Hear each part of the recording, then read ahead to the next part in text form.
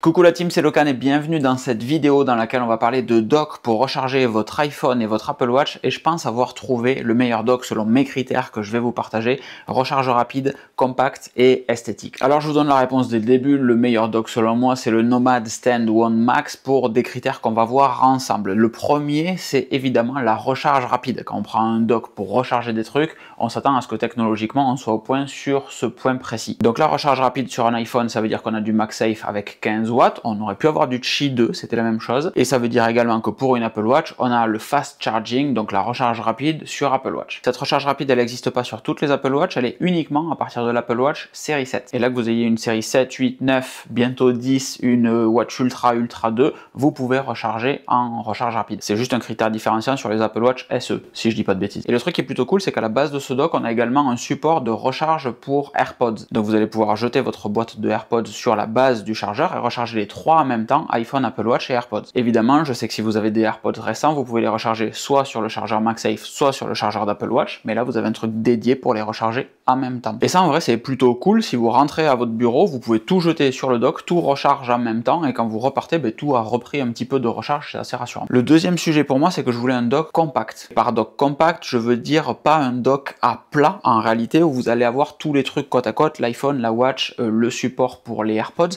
Là, c'est plus sur de la verticalité. Il y a trois raisons à ça. La première, c'est l'empreinte au sol, enfin sur le bureau en l'occurrence. Moins il y a de trucs à plat, plus il faut que ça soit vertical, donc c'est forcément un dock vertical. Ça me permet également de garder toujours un œil sur l'écran du téléphone. J'ai très peu de notifications, mais du coup celles qui sont là, selon moi, sont importantes. Troisième point, c'est que ça me permet d'utiliser l'iPhone soit en stand-by mode, soit pour regarder réellement un truc sur le téléphone, une course d'un livreur Amazon, etc. Peu importe, des trucs qui se mettent à jour pendant que je travaille sur l'ordinateur. Après, il y a le critère esthétique, et lui, il est totalement subjectif, évidemment, mais je vais vous partager ce qui, pour moi, est important. Le truc qui peut sembler évident, c'est qu'il faut un seul câble pour l'alimentation. Je veux pas un gros bloc d'alimentation derrière, je veux juste de l'USB-C qui arrive proprement au cul du dock, et moi, de mon côté, qui vient mettre un gros chargeur USB-C avec la puissance nécessaire. Le Stand One Max a l'avantage d'avoir évidemment un port USB-C. Ils fournissent également le câble USB-C qui va être tressé, plutôt esthétique, mais ne fournissent pas l'adaptateur secteur. Là, évidemment, je vous conseille de prendre un Anker GAN, un 45 watts, un 65 watts, ce que vous voulez. Il faut au moins 30 watts selon ce que dit Nomad. Sur la partie esthétique, par exemple, je suis pas trop fan de ce que fait Belkin avec son dock. Il y a du chrome partout, il y a beaucoup d'espace, tout flotte un petit peu via ce chrome.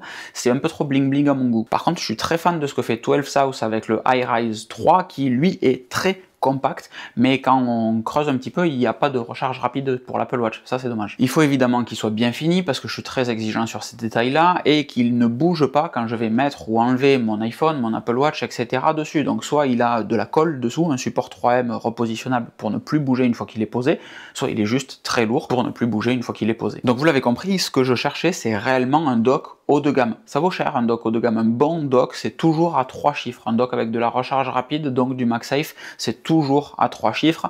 Les docks Belkin et Nomad ont la réputation d'être parmi les plus prestigieux, entre guillemets, hein, si on peut parler de prestige à ces tarifs-là, mais c'est des docks qui sont à 150, 180 plus euros. Là, on est à 180 $. Mais c'était pas si évident que ça. Il a fallu chercher un petit peu sur les internets parce qu'il y avait encore une fois 3 concurrents. Le Belkin avec sa nouvelle version Qi 2 qui arrive. Il y avait également le 12 South, mais qui n'a pas de recharge rapide, même s'il est très compact et que c'est quand même très très sexy. Et j'attendais que Nomad, qui a la réputation de faire des excellents produits, arrive avec une version fast charge. C'est le cas depuis décembre. Et du coup, il coche toutes les cases. Et c'était super important, encore une fois, pour un produit à ce prix-là, d'avoir quelque chose qui coche toutes les cases et qui va être durable. Je veux pas un produit que je vais devoir remplacer dans quelques mois ou années parce que technologiquement il était limité, parce qu'il n'est pas durable dans le temps, parce qu'il est mal construit, mal fabriqué et qui m'énerve, enfin peu importe. Je voulais quelque chose de bien, de très bien même, limite de parfait, et qui me dure dans le temps parce que la marque qui le produit est sérieuse. Check, check, check, voici le résultat, c'est le Nomad Stand One Max. Donc encore une fois, c'est quelque chose qui est cher, mais le critère esthétique, solide, durable, bien construit était important pour moi. Sinon, jusqu'à maintenant, sur la table que j'ai juste à côté de moi, il y avait un câble USB-C, un galet MagSafe et un chargeur d'Apple Watch ultra rapide. Donc en réalité, on peut très bien avoir 3 fils qui se baladent sur un bureau et on va venir charger en fonction de ce qu'on veut charger au moment où on veut le charger. Si l'idée c'est d'aller sur un truc un petit peu esthétique, c'est dommage de s'arrêter sur un dock à 70-80 balles, pas trop ouf fini ou qui n'a pas tous les critères qu'on veut. autant aller sur un truc intéressant. Voilà pour cette vidéo sur le Stand One Max. Si vous voulez voir d'autres tests, n'hésitez pas à lister le matos dans les commentaires de cette vidéo. Moi, je vous souhaite une excellente fin de journée. C'était censé être une vidéo un petit peu rapide et je pense qu'on n'est pas trop mal. Je vous fais des gros bisous et je vous dis à très vite. Ciao, ciao.